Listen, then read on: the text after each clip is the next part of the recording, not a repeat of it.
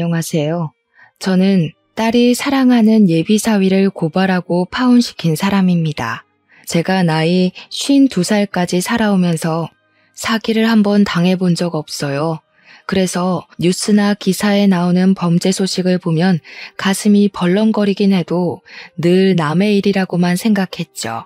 제가 한참 청춘일 때도 무서운 사람들은 나쁜 마음을 먹고도 뻔뻔하게 잘못을 모르고 그랬는데 요즘 사람들도 예전 못지않게 시겁할 만한 짓 많이 하더라고요.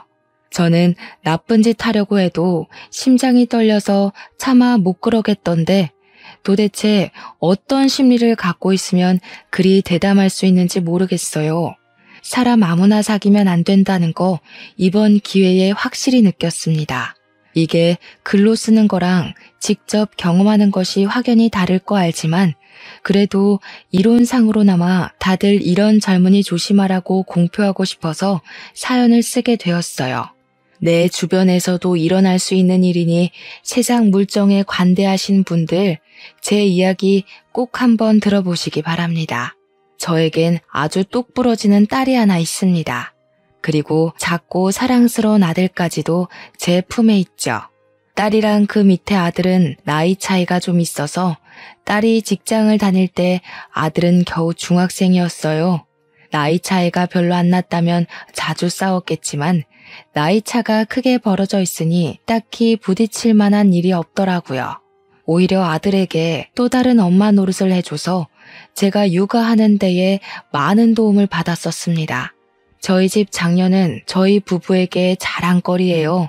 우리 딸이 얼마나 효녀냐면 자기 남동생의 용돈을 혼자 책임질 정도로 부모가 자식 때문에 고생하는 걸 싫어했고요.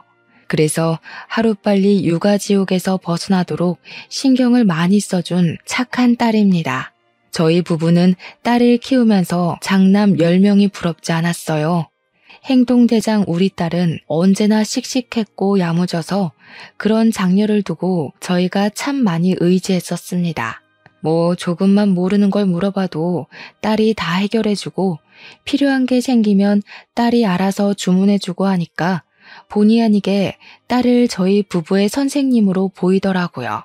이렇듯 딸의 성격은 두말할 것 없이 착하고 싹싹했는데 뿐만 아니라 얼굴도 예쁘고 날씬해서 항상 남편이랑 제가 장녀를 두고 남주기 아깝다고 말을 많이 했어요. 결혼시키기 싫었다는 뜻이죠. 물론 그건 저희 바람이었고 저희는 딸의 행복을 위해 딸의 길을 전적으로 응원해줄 준비가 되어 있는 사람들이었어요. 그런데 살다 보면 아무리 사랑스러운 내 자식이라도 내 마음 같지 않게 안타까운 짓을 할 때가 있잖아요. 부모로서 자식을 항상 응원하고 싶고 자식의 뜻을 존중하고 싶지만 아무래도 자식이 엉뚱한 길을 가려 할 때면 말리고 싶은 것도 부모의 마음이 아니겠습니까? 그렇듯 한없이 대견스럽고 만점짜리 우리 딸에게도 유일하게 부족한 것이 있었는데요. 딸의 유일한 단점이 바로 남자 보는 눈이 없었다는 것이에요. 이게 별거 아닌 것 같아 보이지만 제 개인적인 생각으로는 남자 하나 때문에 딸의 인생이 망할 수도 있고 우리 가족 전체가 무너질 수도 있는 중대함이라고 봐요. 충분히 연결되는 영역이라고 생각되지 않습니까? 딸이 남자 보는 눈 없다는 건 그동안 저희가 딸의 연애를 간섭했다는 뜻은 아닙니다. 당연히 딸이 남자가 생겼다고 저희한테 말해줘서 알게 되었고 그게 이 사연을 쓰게 된 이유예요. 제 딸은 원래 부모님을 너무 좋아해서 자취를 하지 않던 아이입니다. 그런 딸이 직장을 가고 남자친구가 생기면서 한두 번씩 외박을 하기 시작했어요. 딴짓을 잘 안 하던 딸이 갑자기 그렇게 변하자 걱정이 돼서 전화를 하면 전화를 안 받는 경우도 덜어 있었습니다. 저희 가정에선 늘 바람직했던 딸이기에 불안했지만 그래도 딸이 하는 모든 일을 신뢰하여 크게 간섭하지 않았어요. 그저 요즘 뭐 하느라 집에 잘 안 들어오냐고 물어보면 남자친구가 생겼다는 말만 했습니다. 한창 청춘인데 남자친구 정도 생길 수 있잖아요. 딸이 연애를 해도 저희한테는 딱히 말을 안 해줬는데 그날은 말을 해주길래 그것만으로도 고맙게만 생각했었어요. 그런데 한날 딸이 결혼하고 싶은 남자가 생겼다고 하더라고요. 그 순간 딸이 지난번 남자친구가 있다고 했던 말이 떠올라서 그 남자냐고 물어봤더니 그렇다네요. 딸 얼굴이 가족과 있을 때 행복한 모습과는 또 다른 얼굴이었습니다. 표정만으로도 남자친구를 얼마나 좋아하고 있는지가 느껴졌어요. 저도 아쉽기는 했지만 유독 남편이 많이 속상해 하더라고요. 원래 딸에게 남자친구가 생기면 아빠들이 속 많이 썩지 않습니까? 그런 아빠 마음도 모르고 딸은 그저 우리에게 결혼할 남자를 소개하고 싶어 들떠 있었는데요. 언제 시간 돼? 남자친구는 지금 한창 장사 비수기라서 아무 때나 시간 가능하대.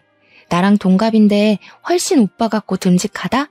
결혼하면 아마 직장 옮기고 남자친구랑 장사하지 않을까 싶어. 그래, 우리 딸이 선택한 남자니까 분명 좋은 사람이겠지. 엄마 아빠도 시간 언제든지 괜찮으니까 둘이서 날짜 한번 맞춰봐. 남자친구 되는 분은 뭘 좋아한다니? 이왕 식사 준비하는 거 좋아하는 걸로 해주고 싶네. 뭘 그렇게까지 대접해? 원래 그 나이에는 뭐든 다 좋아하고 잘 먹어야 될 나이야. 알레르기 있는 게 아닌 이상 편식하는 남자는 별로다. 내가 저 한우 주문해 놓을 테니까 당신은 밑반찬 몇 개만 준비해요. 남편이 순간 딸의 남자친구를 대놓고 탐탁지 않아 하는 티를 내는 걸까봐 걱정했는데 한우를 준비한다는 말에 저도 마음이 놓였고 무엇보다 딸이 신이 나서 아빠 최고 하면서 부둥켜 안고 난리가 났어요. 씁쓸해 보이던 남편은 그래도 딸이라고 보내야 하는 순간까지 사랑만 주고 싶었나 봅니다. 저랑 남편은 그렇게 아쉬운 마음을 달래면서 애써 딸의 사랑을 축하해줬어요. 물론 남편이 그날 새벽에 화장실에서 우는 것 같긴 했지만 말이에요. 저희 부부는 별로 예비 사위와의 만남이 기대되진 않았습니다. 그래서 예비 사위를 만나는 날도 별로 기다리지 않았어요. 하지만 이미 잡아놓은 날은 성큼성큼 빠르게도 다가왔고 저희는 또 한 번 속상함을 달랬죠. 딸이 예비 사위라고 데려온 총각은 겉모습이 참 번지르르한 사람이었습니다. 어느 집에서 큰 자식인지 우리 딸 못지않게 때깔이 고왔고 우리 딸이랑 아주 잘 어울리는 한 쌍처럼 보였어요. 그래도 당연히 우리 딸이 아까웠지만 일단 예비사위 첫인상만 봤을 땐 안심이 되었습니다. 이왕 결혼하는 거 상대가 외적으로도 깔끔한 사람이면 좋잖아요. 그런데 예비사위와 본격적으로 대화를 하다 보니 수려한 외모만이 장점은 아니더라고요. 젊은 총각이 말은 또 얼마나 재미나게 하는지 저녁상 앞에서 제가 얼마나 웃었는지 몰라요. 어머니께서 미인이셨구나. 어쩐지 유형이 너무 예뻐서 누굴 닮았나 했거든요. 어머니랑 정말 판박인데요. 어머니는 나이 안 먹으세요? 어쩜 피부도 30대 같으실까? 입에 바른 아부라는 걸 알지만 그래도 기분 좋은 립 서비스를 얼마나 잘하는지 같이 식사하는 내내 그 분위기에서 웃음이 떠나질 않았어요. 그 상황에 저희가 술까지 깃들였다 보니까 분위기는 무르익지 않을 수가 없었습니다. 예비사위는 식사 자리에서 내내 딸보다 제게 더 충성을 다하는 모습을 보였어요. 장인 장모한테 점수를 따고 싶어하는 예비사위의 노력이 보이는데 얼마나 하는 짓이 예뻤는지 모릅니다. 예비사위의 그런 애교가 귀여워서 한눈 팔고 있느라 제가 차마 신경 못 썼던 사람이 있었는데요.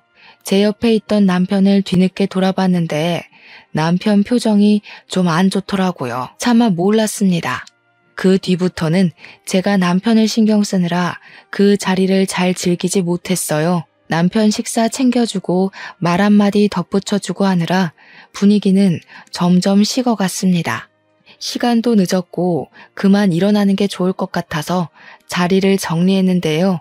그때 예비사위가 취해서 더 거침없는 건지 모르겠지만 남편과 저를 한 번씩 안아주고 돌아서더라고요. 그러면서 마지막으로 하는 말이 꼭 우리 딸이랑 결혼하고 싶다고 장인 장모 같은 분을 부모로 모시면서 이 집 식구가 되고 싶다고 했습니다. 저는 그 마음이 좀 귀여워 보였는데 남편은 아닌 것 같더라고요. 예비사위랑 배웅하러 딸이 같이 나가자마자 남편이 뒤도 안 돌아보고 방에 가버리는 거 있죠. 저는 얼른 남편 뒤를 따라가 남편한테 슬쩍 예비사위가 마음에 안 드냐고 물어봤습니다. 그러자 침대에 앉아서 한숨만 쉬고 있던 남편이 좀 뜻밖의 얘기를 해주더라고요. 그 녀석 대체 뭐야?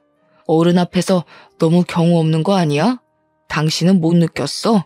아무리 그래도 장모 되는 사람이라도 그렇지 함부로 당신 손을 덥석덥석 잡고 말이야. 그건 그냥 사람이 워낙 넉살이 좋아서 그런 것 같던데? 그 친구가 당신 손도 잘 만지더구먼. 그렇게 마음에 안 들었어? 당신은 모르지. 남자는 남자가 알아. 미인이라고 칭찬하는 것도 한두 번이지. 무슨 밥상머리 앞에서 장모 될 사람한테 말끝마다 진짜 예쁘다 곱다 이 소리야. 배때기에 기름칠하더니 눈에 뵈는 게 없나. 순간 남편의 툴툴거림이 질투처럼 느껴져서 저도 모르게 질투하냐고 물어봤어요. 질문은 제가 했는데 제가 물어도 좀 웃기다는 생각이 들더라고요. 몇십 년이나 같이 한 이불 덮고 살았는데 연애 때나 하던 질문을 묻게 될 줄은 몰랐거든요. 어쨌든 제 말에 남편도 얼굴이 벌개지면서 그런 거 아니라고 그냥 자기는 예비사위 인상이 계속 별로였다고만 변명했습니다. 그날 남편 반응이 너무 웃겨서 배꼽 잡느라 예비사위의 특이점에 대해선 더 이상 생각을 해보지 못했어요. 다 늙은 나이에 남편과 이런 대화도 할 수 있어서 너무 신선했고 오히려 그런 건더기를 준 예비사위가 다시 한번 더 기특하기만 했습니다. 그리고 다음날 예비사위가 딸이랑 또 우리 집에 놀러 왔을 때였어요. 근데 지난날에 남편이 예비사위 태도로 한 소리해서 그런지 그날 저도 모르게 예비사위 태도에 신경이 쏠리더라고요. 예비사위는 처음에 살갑게 행동했던 것처럼 그날도 음식하는 제 옆을 맴돌면서 이것저것 도와주려고 했는데요.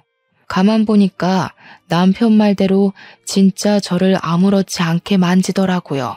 칼질하고 있는데 갑자기 옆에서 제 손 얘기로 물꼬를 트더니 순식간에 제 손을 잡아가며 또 칭찬을 해줬습니다. 볼 때마다 너무 신기해요, 장모님. 진짜 손만 보면 아가씨인 줄 알겠어요. 장모님만의 젊은 비결이 따로 있는 거예요? 유영이도 유독 나이에 비해 동안이잖아요. 남편 말만 아니었으면 이런 장난도 그저 예비사위의 유쾌한 농담으로 넘겼을 텐데 희한하게 그날은 첫 대면과 기분이 달랐습니다. 남편 경고가 컸던 것 같아요. 예비사위가 별다른 짓을 한 것도 아닌데 그냥 찜찜하게 다가오더라고요. 저는 아닌 척 예비사위의 손길을 슬쩍 빼면서 옷에 음식물 튄다고 가서 다른 일 좀 도와달라며 예비사위를 거실로 보내버렸습니다. 근데 생각할수록 이게 맞는 건가 싶더라고요. 그냥 내 딸의 배우자 될 사람이고 우리에겐 예비사위인데 제가 이런 불순한 방향으로 엄한 사람을 경계하는 게 좀 이상하다는 생각이 들었어요. 예비사위가 제게 찝적대는 것 같다는 남편의 말이 사실도 아니고 어른이 돼서 괜히 쓸데없는 오해 때문에 우리 식구 될 사람을 대면대면하는 건 좀 아니라 생각이 들었다는 겁니다.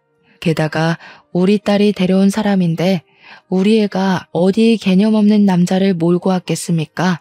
이러다 괜히 생사람만 잡는 것 같아서 저는 금세 생각을 고쳐먹었어요. 그러니 예비사위의 친밀감이 또 그냥 별것 아닌 애교로만 보이더라고요. 물론 남편은 여전히 예비사위에게 크게 마음을 안 줬습니다. 그래서 예비사위도 장인어른을 좀 어려워하는 것 같았고 가까이 잘 못 가더라고요. 젊은 총각이 그저 자기가 결혼하고자 하는 여자의 부모에게 점수 좀 따려고 노력하는 것 같은데 그 마음이 너무 고맙고 기특하지 않습니까? 그래서 제가 남편을 몇 번 설득하며 우리 식구들 아인데 너무 무섭게 대하지 말라고 했는데도 남편은 그저 콧방귀만 뀌었습니다. 그럴수록 무한할 예비 사위를 위해 제가 더 챙기는 수밖에 없었어요. 그렇다 보니 예비 사위와 자연스레 더 친해지더라고요. 근데 아무리 친하더라도 이건 제 입장에서 좀 많이 당황스러웠던 건데 예비 사위가 평소에도 딸이랑 우리 집에 자주 오긴 했거든요. 제가 요즘 애들 가치관을 잘 몰라서 그러는데 딸이 없는 예비 처갓집에도 사위가 아무렇지 않게 혼자 방문하기도 하나요? 예비 사위가 연락도 없이 우리 집을 찾아왔더라니까요. 저는 살짝 당황하고 말았습니다. 아이고, 김서방이 어쩐 일이야? 오늘 유영이 회사 워크숍 가서 없는데 연락 못 받았니? 알죠. 없는 거 알고 일부러 찾아왔어요. 장모님 심심하실까 봐요. 사실 저도 오늘 장사 쉬는 날이라 놀 사람 없기도 하고 마침 장모님 생각 나더라고요. 오늘 저랑 놀아주실 거죠? 살가워도 이렇게 살가울 수가 있나 싶었습니다. 굉장한 친화력에 깜짝 놀랐어요. 저희 집 사람들은 원래도 의심이나 경계가 많아서 누구에게 먼저 다가가는 성격이 못 되거든요. 그렇다 보니 먼저 손 내밀어주는 예비사위 성격이 고맙다가도 한편으론 좀 낯설고 부담되기도 했어요. 좋게 비유하자면 마치 주인 뒤만 졸졸 쫓아다니는 강아지 같다고나 할까요? 일단 저희 집을 찾아온 손님이니까 대접을 하는 게 맞잖아요. 그래서 얼른 들어오라고 밥은 먹었냐고 제가 예비사위를 챙겼는데요.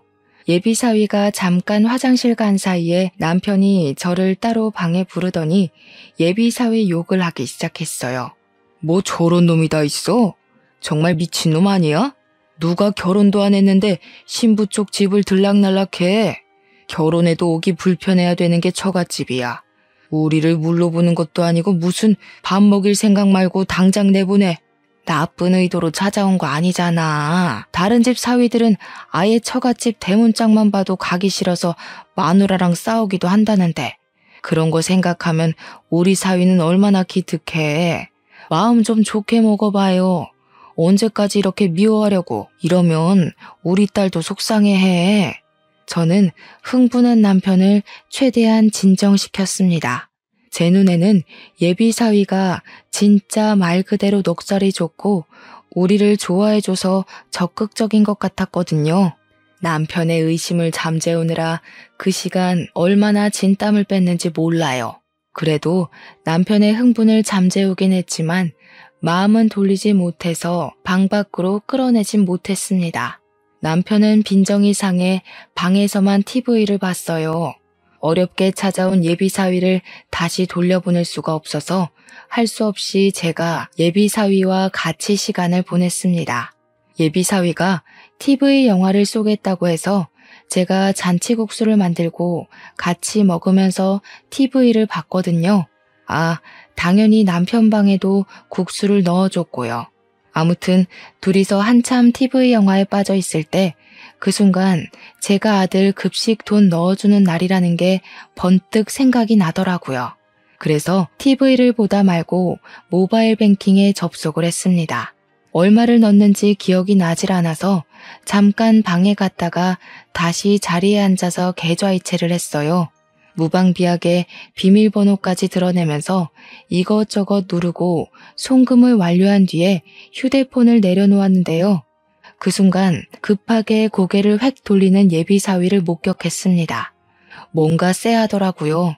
왠지 예비사위가 제 폰을 같이 보고 있었던 것 같은 촉이 오는 겁니다. 저와 눈이 마주친 건 아니었고 예비사위가 마지막까지 눈길을 두고 있던 곳이 희한하게 제 폰 화면이었던 것 같은 느낌이 들었어요. 물론 제가 본래 의심 많은 타입이라 착각일 수도 있죠. 근데도 알게 모르게 불안감은 마음 한구석에 계속 남아 있었어요. 설마 내가 계좌이체하는 내내 보고 있었나? 고작 이 증거 없는 의심이 왜 그렇게 불길하게 다가오는 건지 그 뒤로 영화에 집중할 수 없었고 예비 사위의 살가운 대화 시도에도 표정 관리가 잘 안 되었습니다. 저는 원래 평소에 사람을 잘 믿지 않는데 유일하게 믿는 사람이 딸입니다. 제 남편도 완전히 믿지 않고 오로지 딸에게만 강력한 신임을 갖고 있을 만큼 쉽게 제 자신을 다 보여주지 못해요. 그래서 예비사위에게도 적당한 맞대응만 해줬던 거지 그놈을 믿고 말고 할 만큼 그런 사이는 아니라고 생각했어요. 그런 상황에서 예비사위에게 의심 먼저 들어버리니 예비사위와 겨우 가까워진 사이가 급격히 벌어지고 말았지 뭡니까. 하지만 그럼에도 제가 어쩌지 못했던 건 예비사위는 딸이 선택한 남자잖아요. 제 기분이 찝찝하더라도 딸보다는 제 판단이 잘못됐을 가능성이 더 크다고 보고 그냥 넘겨야만 했습니다. 그렇게 상견례를 날짜까지 잡고 저랑 남편은 상견례 때 입을 옷을 맞추기 위해 백화점을 방문했어요. 직원에게 복장을 추천받고 결제를 하기 위해 카드를 내밀었는데 직원이 카드를 긁더니 한도 부족이라고 하더라고요. 그럴 리가 없어서 다시 한번 해보라고 부탁을 했는데 계속 한도 부족이래요. 제가 분명 집에서 나올 때 1,000만 원 정도의 잔액이 든 카드를 들고 나왔거든요. 직원한테 계속 부탁하는 것도 민폐고 직원도 난감해하길래 급하게 뱅킹 조회를 해봤는데요. 충격이게도 겨우 7,000원 돈만 남아있더라고요. 이게 어떻게 된 일이지 싶어 일단 옷 사는 건 보류하고 집으로 돌아와야 했습니다. 저와 남편은 집에 오자마자 혹시 돈을 다른 곳에 옮겨둔 건 아닌지 뱅킹이랑 통장을 뒤져서 확인했어요. 남편도 큰 돈이 없어진 거라 꽤 놀라서 경찰 신고하자고 난리더라고요. 대체 우리 말고는 손댈 사람이 없는데 그 돈이 어디로 솟은 거야? 딸내미도 그 통장 모르잖아. 당신 정말 그 계좌에 돈 둔 거 맞아? 우리 말고는 이 통장을 모른다. 남편의 이 발언을 듣는 순간 제 머릿속에 무섭게 떠오른 사람이 있었는데요. 바로 예비사위였습니다. 제 마음속에 내내 남아있던 불길함이 있었잖아요. 예비사위가 저희 집에 혼자 찾아온 날 저랑 같이 나란히 앉아서 TV를 보고 있을 때 예비사위가 제 폰을 몰래 훔쳐봤던 게 그리 불안했는데 그게 왠지 1,000만 원 실종과 연관이 있을 것 같더라고요. 하지만 그건 그저 제 추측일 뿐 심증만 있고 물증은 없던 상태가 아닙니까? 다짜고짜 예비사위를 붙잡아다가 몰아붙이는 건 자칫 딸과의 사이마저 틀어질 수 있는 위험이라고 생각을 했어요. 그래서 저는 차라리 딸에게 직접 물어보자고 마음먹었습니다. 현명한 딸이라면 제가 이런 고민을 얘기했을 때 분명 똑소리 나는 해결책을 줄 거라고 생각했어요. 근데 제가 딸을 너무 믿었던 거죠. 그날 생전 처음으로 딸의 낯선 이면만 마주하게 되었는데 딸이 뭐에 신 것처럼 얼마나 무서웠는지 모릅니다. 고작 그런 걸로 예비사위를 의심해? 걔가 엄마 폰 받는지 안 받는지 확실한 증거가 있는 것도 아니잖아. 다 엄마 망상 아니야? 괜히 생사람 잡지 마. 그 사람이 뭐가 아쉬워서 우리 집 돈을 훔쳐. 그 사람 연매출 억 단위야. 망상이라니. 그때 분명 엄마가 이체하는 걸 훔쳐보는 것 같더라니까. 너도 없는데 우리 집 찾아온 것도 이상하지 않아? 아빠가 계속 그놈 어딘가 의심스럽다고 했었거든. 그건 아빠가 내 남자친구 마음에 안 드니까 일방적으로 모욕하는 거고 말 조심해. 내 남자 욕하는 건 나 무시하는 거나 마찬가지야. 아무리 마음에 안 들어도 그렇지 어떻게 사위 될 사람을 도둑놈으로 몰 수가 있어? 사람 보는 눈도 없으면서 자꾸 이러면 나 몰래 결혼할 거야. 전적으로 예비사위 편을 들면서 저한테 대드는 딸의 모습을 보는데 너무 충격적이더라고요. 우리 딸은 사춘기 때도 부모님께 효도하던 착한 아이였거든요. 고작 몇 달 만난 남자친구 때문에 부모한테 바락바락 소리치며 입도 뻥끗 못하게 하는 딸을 보고 저랑 남편은 크게 서운했어요. 어떻게 부모가 1,000만 원이 털렸다는데도 자기 남자만 신경 쓸 수 있는 걸까요? 딸한테 이런 표현을 쓸 줄은 몰랐는데 그 순간 서운함을 넘어 정까지 떨어질 뻔했습니다. 그 뒤론 딸에게 감히 예비 사위에 대해 언급하지 못했어요. 그냥 제가 직접 사위를 시험해보는 게 낫겠다고 생각을 했습니다. 그리고 그 다음날 어김없이 우리 집을 찾아온 사위한테 저는 일부러 1,000만 원 도둑 맞은 걸 고스란히 알려주었어요. 이 일을 어쩌면 좋으니? 이렇게 큰 돈을 도난당했을 땐 어떻게 해야 되는 거야? 자네는 사장하는 사람이라 젊고 똑똑하니까 이런 일에 대해 잘 알지 않아? 자네가 경찰에 좀 신고해주라. 나는 손이 떨려서 도무지 뭐라고 말도 잘 못할 것 같아서. 네, 장모님, 일단 신고하는 게 좋겠어요. 어떡해요. 진짜 놀라셨겠어요. 우선 저한테 맡겨주세요. 제가 알아서 신고 접수할게요. 저는 예비 사위한테 신고를 부탁하면서 일부러 표정을 살피려고 했습니다. 직접 신고를 부탁했던 것도 일종의 미끼였어요.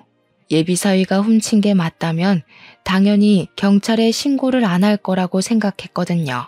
그리고 그 다음날 제가 따로 경찰서에 전화해서 어제자로 신고 들어온 게 있냐고 물어봤습니다.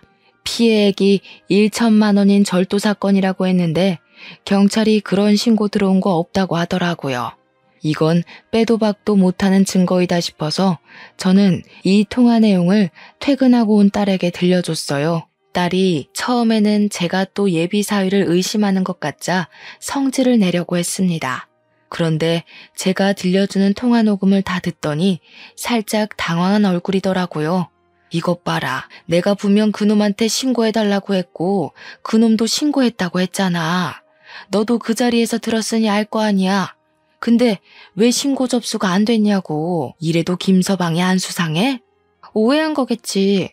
경찰들이 신고를 한두 건 받는 것도 아닌데 경찰 실수로 누락됐을 수도 있는 거잖아. 그냥 내가 다시 신고할게. 만약 남자친구 짓 아니면 엄마 아빠 가만 안 둬? 나 집 나갈 거야. 딸의 발언은 여전히 예비 사위를 믿고 있었고 서운했지만 그래도 딸이 처음보다는 흔들리는 태도를 보여줘서 그것만으로도 일단 안심을 했습니다. 하지만 이러고 딸이 예비 사위한테 냅다 얘기해버릴지 어떻게 합니까? 제가 유일하게 딸만은 뭘 하든 다 믿어줬는데 이젠 딸까지도 못 믿는 지경이 돼버렸네요. 어쨌든 이제 남자의 눈이 멀어 상황 분간 못하는 딸도 못 믿겠기에 딸한테는 고분고분 알겠다고 기다리고 있겠다고 대답한 뒤 제가 따로 전화해서 직접 신고를 했습니다. 그리고 3일 뒤였어요. 딸이 동생한테 쓰라고 400만 원을 넣어둔 통장이 있는데요. 딸이 한날 돈을 입금하려고 ATM 기기를 찾았다가 그 안에 400만 원이 없어졌다는 걸 알았고 다급히 집에 와서 따진 적이 있었습니다. 그 통장은 당연히 딸이 들고 있는 데다가 카드는 딸 하나, 우리 부부 하나 이렇게 2개로 나눠 갖고 있었어요. 그러니 딸이 우리를 의심할 수밖에 없는 상황이었죠. 우리가 안 했다는 증거를 당장 댈 수 없지만 우리는 아니거든요. 아무리 봐도 그것마저 사위짓 같더라고요. 제가 뱅킹 비밀번호까지 훔쳐보면서 1,000만 원을 빼갔던 강 큰 놈이 400만 원이라고 못 훔치겠습니까? 그래서 제가 딸한테 또 한 번 사위짓이 아니냐고 의심을 해봤어요.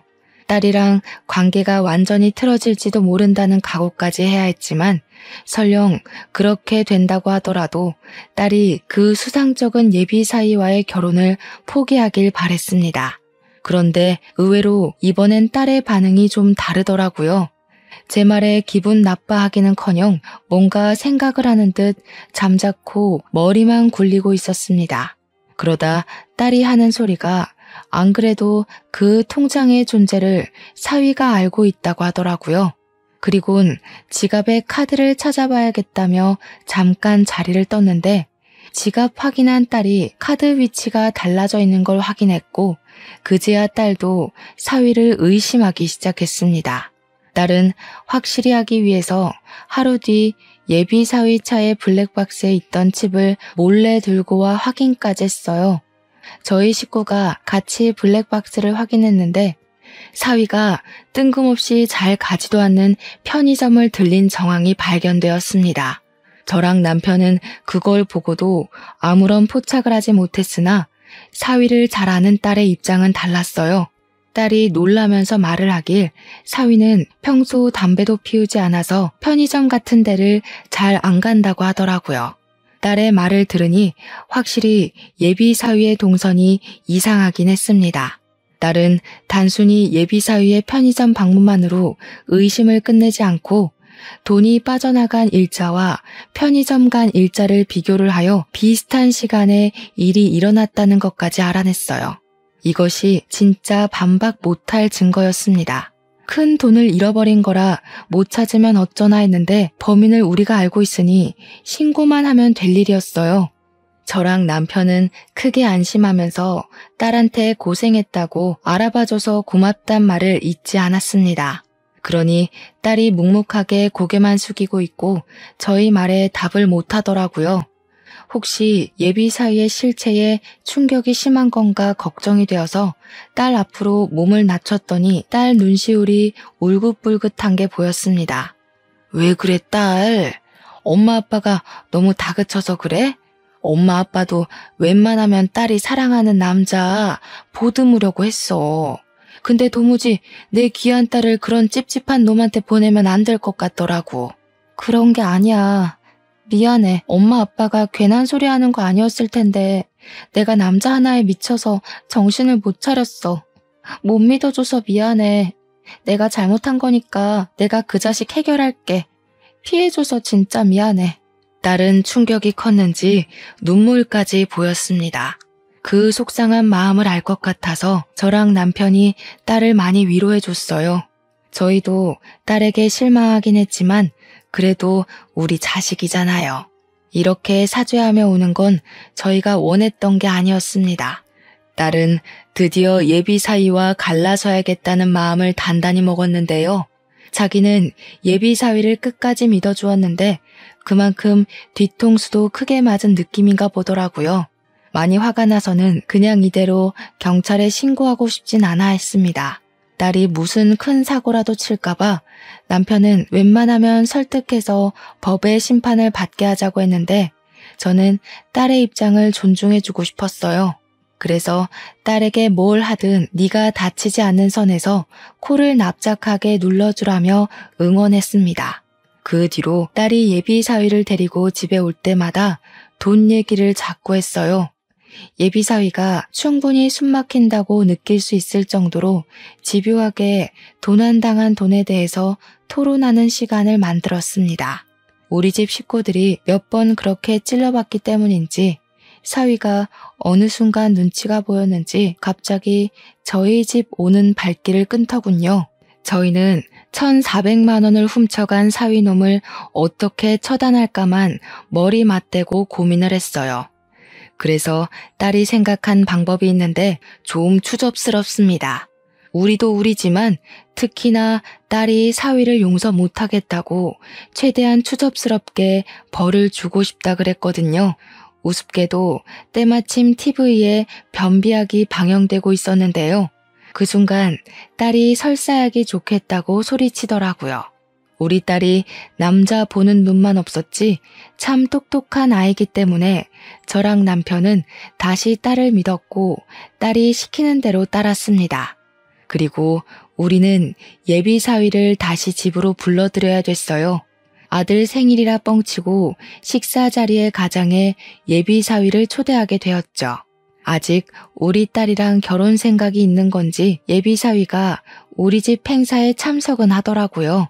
남의 집 돈 훔쳐가 놓고 여전히 결혼할 마음을 갖고 있다는 게 진짜 뻔뻔스럽지 않습니까?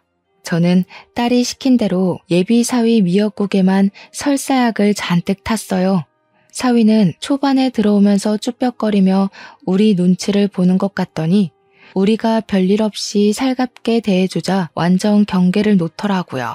그때 되니까 친화력 좋은 예비 사위가 사실은 세상 멍청한 놈이라는 것이 얼마나 잘 보였는지 모릅니다. 예비 사위는 다시 우리 식구 사이에서 대화를 주도하며 혼자 신나서 맛있다고 밥을 퍼먹었어요. 우리 아들한테도 생일 선물이라고 돈을 챙겨주더군요. 저 돈도 사실은 우리 돈일지 아닐지 모르는 거 아닙니까? 생각해보니 우리 돈이라고 봐야겠네요.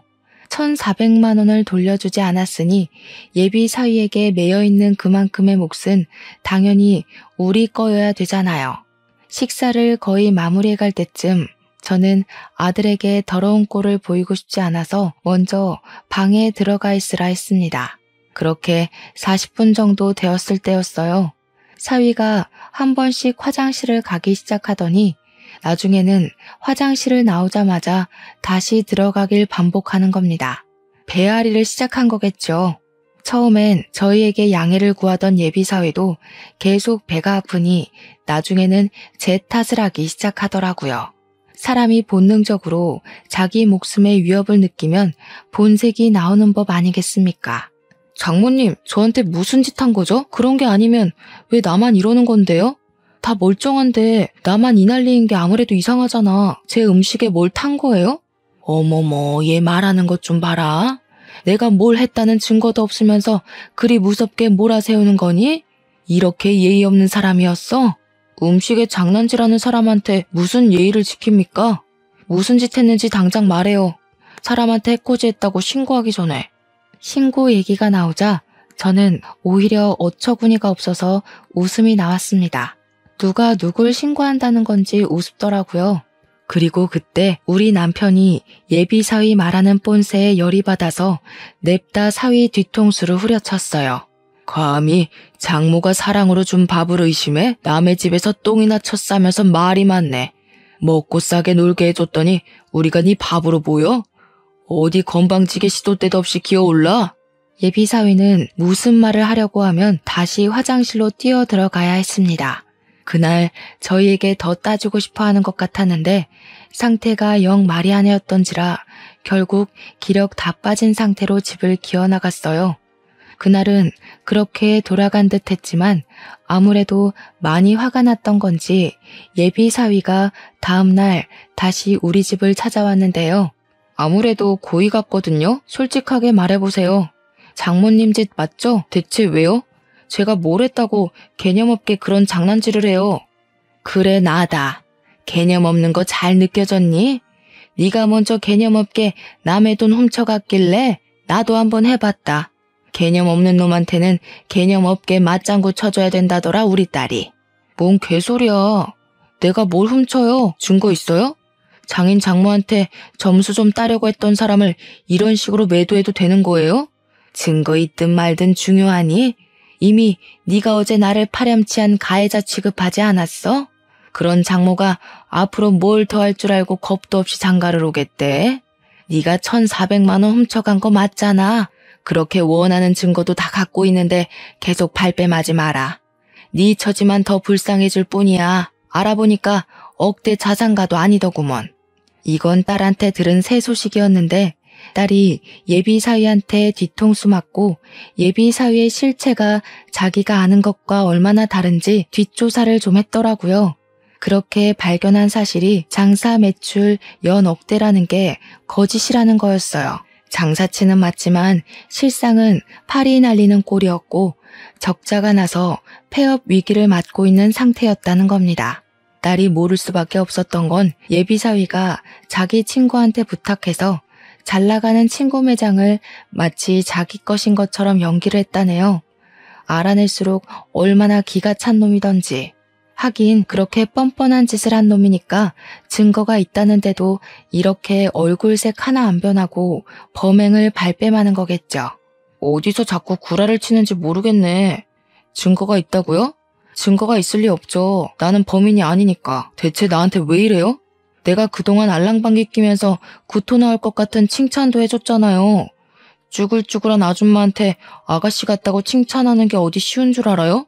어쩜 이렇게 통했을까. 우리도 너 겉만 번지르르하고 두둥아리 너무 싸게 놀려서 우리 딸 짝으로 턱없이 부족하다고 생각했거든. 그냥 꼬리 잘 흔드는 똥개 같더라고. 근데 그걸 자기가 사위 노릇 잘한다고 착각하는 게 얼마나 웃기던지.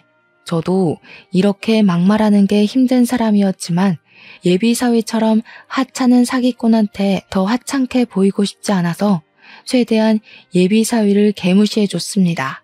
그리곤 어쨌든 네가 1,400만 원 가져가는 바람에 돈 없어져서 결혼 못하게 됐다며 파혼을 선언했고 앞으로 우리 집도 대문도 돌아보지 말라고 부정탄다고 쐐기를 박아줬어요.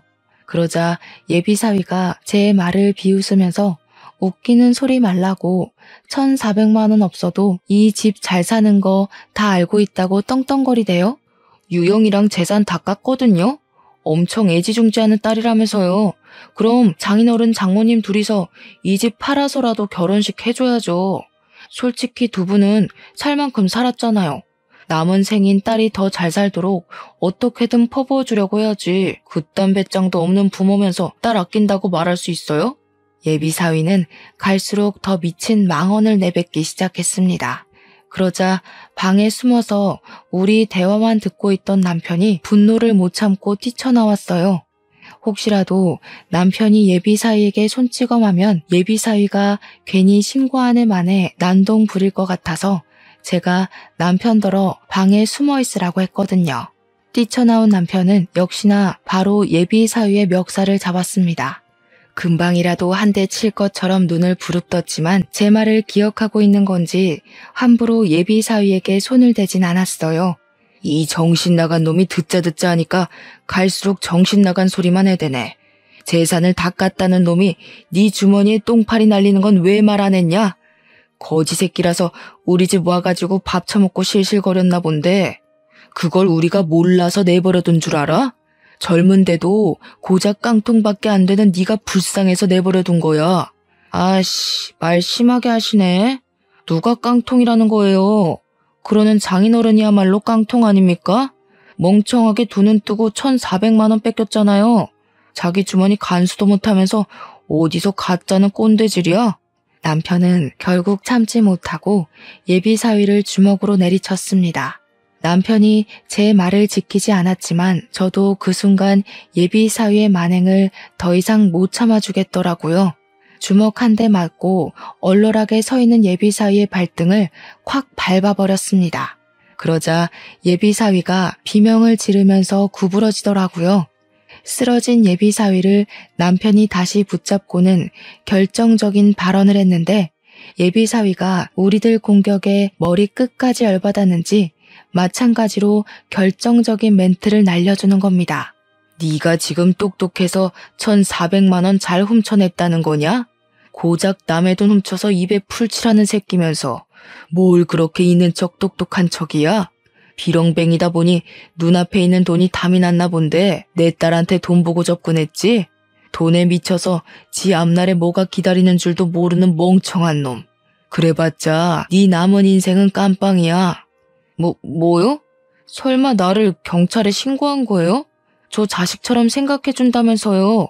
어른이 돼가지고 왜 거짓말을 해요? 아니, 돈도 많은 사람이 그 1,400만 원 좀 없으면 어때서요? 사위 사정이 어려우면 좀 지원해줄 수도 있는 거 아닙니까? 어차피 우리 결혼하면 줄 돈이라면서요. 그걸 미리 빼간 건데 뭐가 잘못된 건데요? 흥분한 사위는 남편이 미끼를 던진 줄도 모르고 스스로 자백을 해버렸습니다. 예비사위가 명확하게 자백까지 해줄 줄은 몰랐는데 잘 됐다 싶더라고요. 그 순간 타이밍 좋게 경찰이 우리 집을 방문했습니다. 예비사위가 갑자기 우리 집에 들이닥쳤을 때 제가 딸한테 연락을 넣었고 딸이 우리 집에 범인이 찾아왔다고 체포해달라 직접 경찰을 불렀죠. 경찰이 예비사위를 붙잡자 사위가 발악하면서 경찰들한테까지 막말을 퍼붓기 시작했는데요. 그러면서 자기 결백하다고 턱도 없는 해명을 또 해대더라고요. 그래서 제가 경찰한테 예비사위가 자백한 녹화본을 보여주며 이 도둑놈 새끼가 1,400만 원 범인이라고 잡아가서 콩밥 좀 먹여주라 했어요. 그때 딸도 블랙박스 칩과 편의점 ATM기 시간을 비교해보면 더 정확한 증거가 될 거라고 제출하기도 했습니다. 빼도 박도 못할 증거가 속출하자 그제야 사위는 저희들 앞에 무릎을 꿇었어요. 한 번의 실수였다. 다시는 그런 일 없을 거다 하면서 가짜는 변명하길래 하마터면 우리 집에 원흉이 될 뻔했던 놈의 말 따위는 더 이상 듣기 싫어 앞에 있던 찬물을 그놈 얼굴에 확 끼얹어 버렸어요. 예비사위는 쫄딱 젖은 생쥐꼴을 한 채 경찰들에게 연행을 당했죠. 다행히 저희 돈은 다시 돌려받을 수 있었습니다. 그놈 입에 들어간 저희 집 쌀은 좀 아깝지만 비렁뱅이한테 봉사했다고 생각하려고요. 그 일로부터 4개월이 지난 현재 저희는 언제 그런 일이 있었냐는 듯 일상은 완벽히 복구되었어요. 딸도 그놈에게 받은 상처를 빨리 극복했더라고요. 그렇다고 남자에 대한 공포가 생긴 건 또 아니라서 우리 딸 참 강하다고 생각을 했네요. 앞으로 어떤 사위가 또 우리 딸의 곁을 찾아올지 모르겠지만 제발 다음 타자 사위는 정상적인 총각이길 바랄 뿐입니다. 자녀 있는 분들 어떤 기준으로 사위나 며느리를 눈여겨보시는지 궁금하네요. 시간 나시면 조언 한마디씩 해주고 가셔요. 민망한 사연일지라도 참 길고 속상했었습니다.